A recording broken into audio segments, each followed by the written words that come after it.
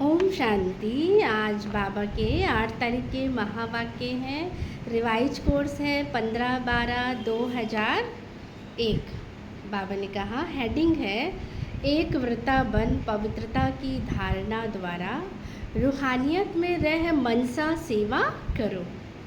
बाबा ने कहा, आज रूहानी बाप चारों ओर के रूहानी बच्चों की रूहानियत को देख रहे हैं। हर एक बच्चे में रूहानियत की झलक कितनी है, ये देख रहे थे बाबा कि रूहानियत की झलक कितनी है। रूहानियत नैनों से प्रत्यक्ष होती है। रूहानियत की शक्ति वाली आत्मा सदा नैनों से औरों को भी रूहानी शक्ति देती है। रूहानी मुस्कान औरों को भी खुशी की क्या कराती रहती है, अनुभूति कराती है। तो उसकी चलन चेहरा फरिश्तों के समान डबल लाइट दिखाई देता है। ऐसी रूहानियत का आधार है क्या, पवित्रता। जितनी जितनी मन वाणी कर्म में पवित्रता होगी उतना ही रूहानियत दिखाई देगी। पवित्रता ब्राह्मण जीवन का श्रृंगार है। पवित्रता ब्राह्मण जीवन की मर्यादा है। तो बाप दादा हर बच्चे की पवित्रता के आधार पर रूहानियत को देख रहे हैं। रूहानी आत्मा इस लोक में रहते हुए भी क्या दिखाई देती है, फरिश्ता अलौकिक दिखाई देती है। अलौकिक फरिश्ता दिखाई देती है। तो अपने आप को देखो, चेक करो, हमारे संकल्प बोल में रूहानियत है। रूहानी संकल्प अपने में भी शक्ति भरने वाले हैं, दूसरों को भी शक्ति देते हैं, जिसको दूसरे शब्दों में कहते हैं रूहानी संकल्प माना मनसा सेवा के निमित्त बनते हैं।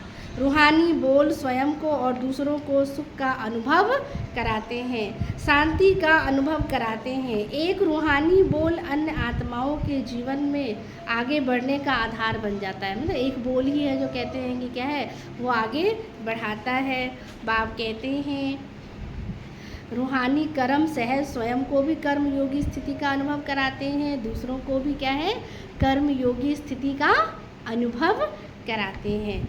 तो बाप कहते हैं जो भी उनके संपर्क में आते हैं कौन सा अनुभव करेंगे, वो सहज योगी कर्म योगी जीवन का अनुभवी बन जाते हैं। लेकिन सुनाया रूहानियत का बीज क्या है, जो रूहानियत कब आएगी, बाबा की तो पर्सनैलिटी कब दिखाई देगी, जब क्या है, प्योरिटी होगी, पवित्रता स्वप्न तक भी भंग ना हो, रूहानियत तब दिखाई देगी। सिर्फ बाप कहते पवित्रता सिर्फ ब्रह्मचर्य नहीं, लेकिन हर बोल ब्रह्मचारी हो, हर संकल्प कैसे हो, ब्रह्मचारी हो, हर कर्म कैसा हो, ब्रह्मचारी हो। जैसे लौकिक में कोई बच्चे की सूरत बाप समान होती है तो कहा जाता है इसमें बाप दिखाई देता है। ऐसे ब्रह्मचारी ब्राह्मण आत्मा के चेहरे में रूहानियत के आधार पर ब्रह्मा बाप समान अनुभव हो। जो संपर्क वाली आत्माएं अनुभव करे, ये तो जैसे कि क्या है, बाप समान है। चलो 100% नहीं भी हो तो समय अनुसार कितनी परसेंट दिखाई दे, कहाँ तक पहुँचे हैं।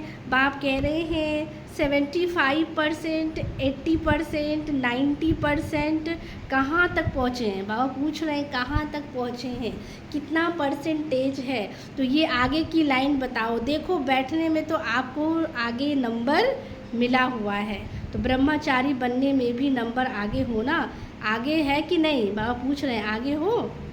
बाप दादा हर बच्चे की पवित्रता के आधार पर रूहानियत को देखना चाहते हैं। बाप दादा के पास सबका क्या रहता है, हिसाब रहता है, सबका चार्ट रहता है। बोलते नहीं है लेकिन चार्ट है, क्या क्या करते हैं, कैसे कैसे करते हैं। तो बाप दादा के पास सभी का क्या है, चार्ट है। पवित्रता में भी अभी कोई बच्चों की परसेंटेज क्या है, बहुत कम है। समय अनुसार विश्व की आत्माएं आप आत्माओं को रूहानियत का सैंपल देखना चाहती है। तो इसका सहज साधन है सिर्फ एक शब्द, अटेंशन में बार बार रखो। उस एक शब्द को अपने आप बाबा कहते हैं अंडरलाइन करो। वो एक शब्द है एक व्रता भव। जहाँ एक है वहाँ एकाग्रता स्वतः ही आ जाती है, अचल अडोल स्वतः ही बन जाते हैं। एक व्रता बनने से एक मत पर चलना बहुत सहज हो जाता है। जब है ही एक व्रता तो एक की मत से एक मति सदगति सहज हो जाती है। बाबा कहते एक मति होगी तो एक मत से क्या है, सदगति हो जाती है, एक रस स्थिति स्वतः ही बन जाती है। जब बाबा ही संसार है तो एक रस अवस्था है, एक की याद है, एक मत है, तो बाबा कहते हैं एक रस स्थिति भी क्या है, सहज बन जाती है। तो चेक करो एक व्रता है, पूछ रहे बाबा कहीं और तो नहीं है, बाप ही है ना संसार, सारे दिन में मन बुद्धि की एक व्रता है। तो बाबा ने कहा वो हमें क्या करनी है, अपनी चेकिंग करनी है। तो बाबा कहते वो क्या करना है, हिसाब निकालना, देखना कि हम बाबा के साथ एक व्रता है या नहीं है। अच्छा, आज बाबा ने वरदान दिया है, ईश्वरीय संग में रह उल्टे संग के वार से बचने वाले सदा के सत्संगी भव। बाबा ने कहा कैसा भी खराब संग हो लेकिन आपका श्रेष्ठ संग उसके आगे कई गुना शक्तिशाली है। हमारा जो श्रेष्ठ है संग है वो बाबा कहते हैं बहुत ही शक्तिशाली है। ईश्वरीय संग के आगे वो संग कुछ भी नहीं है। सब कमज़ोर है, लेकिन जब खुद कमज़ोर बनते हो तब उल्टे संग का वार होता है।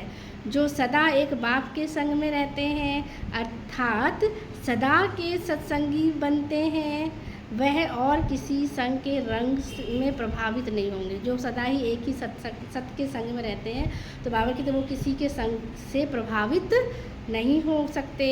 व्यर्थ बातें, व्यर्थ संग, कुसंग उन्हें आकर्षित कर नहीं सकती। आज स्लोगन है, बुराई को भी अच्छाई में परिवर्तन करने वाले ही प्रसन्नचित रह सकते हैं। अच्छा, ओम शांति।